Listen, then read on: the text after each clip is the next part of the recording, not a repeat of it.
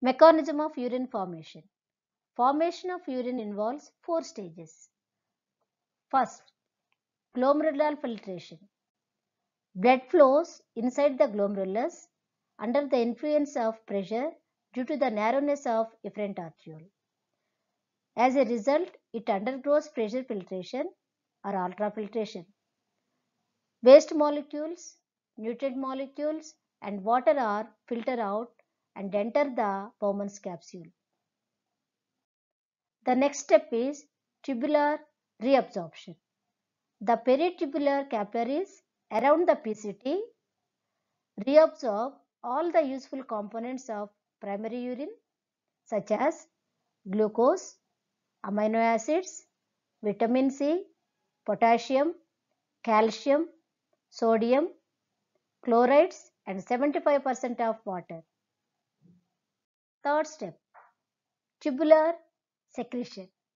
It is the active secretion of waste products by blood capillaries into the urinary tubule. It ensures removal of all the waste products from blood like urea, uric acid, creatinine, salt ions like potassium, sodium and hydrogen ions. This maintains proper concentration and pH of urine. The last step is concentration of urine. 75% of water content of nephric filtrate is reabsorbed in the region of proximal convoluted tubule. 10% of water passes out of filtrate through osmosis in the area of loop of Henle.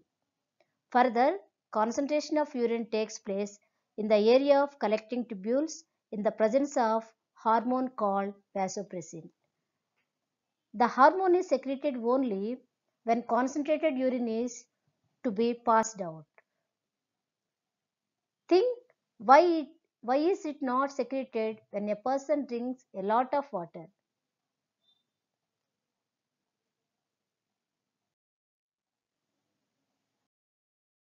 Now let us discuss remaining parts of excretory system. Kidney. Already we discussed internal and external structure of kidney. Ureter. There are a pair of whitish, narrow, distensible and muscular tubes of 30 centimeters length. A pair of ureters are there. So in this picture we can see that pair of ureter. Each ureter arises from hilus of the kidney. So that in the picture we can see that location of hilum. It moves downward and obliquely opens into the urinary bladder. Ureter carries urine from the kidney to the urinary bladder. So it carries urine to the urinary bladder. The movement of urine in the ureter is through peristaltis. The movement of urine that from that kidneys to the bladder, that is the peristaltis. Through the peristaltis move, it comes to the bladder. Urinary bladder. It is a median, pear-shaped and distensible sac. It is situated in the pelvic region of the ventral side of the rectum in the abdomen. It stores urine brought by two ureters. The storage capacity of the urinary bladder is 300 to 800 ml. Urethra. It is a tube that takes urine from urinary bladder to outside. The opening of urinary bladder into urethra is guarded by a ring of muscles or sphincter. Urethra is 4 cm in females,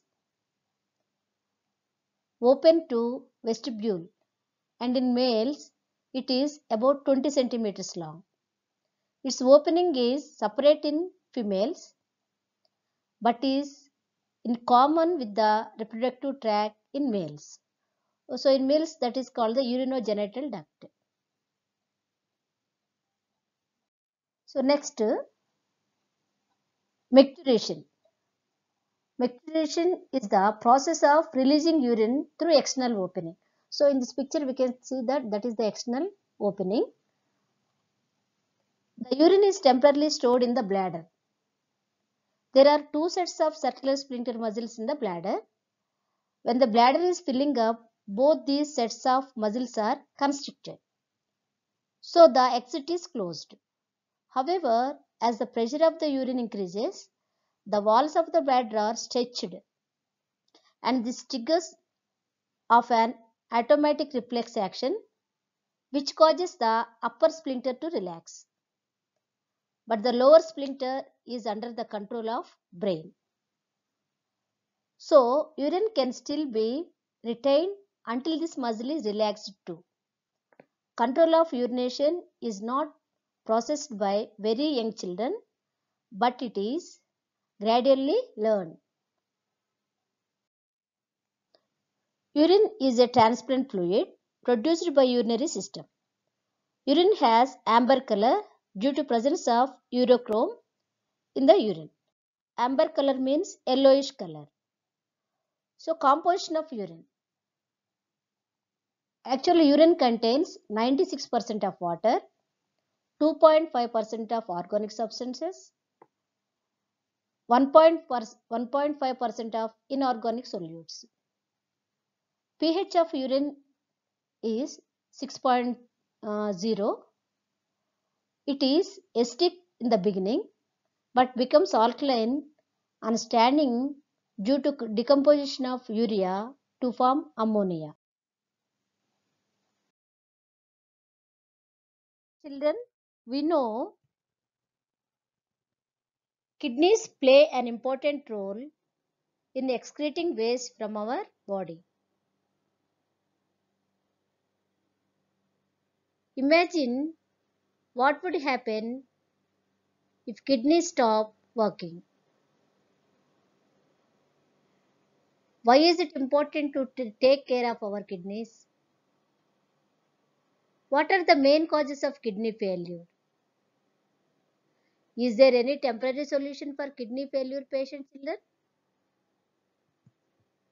Is there any long-term solution for kidney failure? Yes, there is a short-term as well as long-term solution for kidney failures. In the next session, we will discuss about these solutions.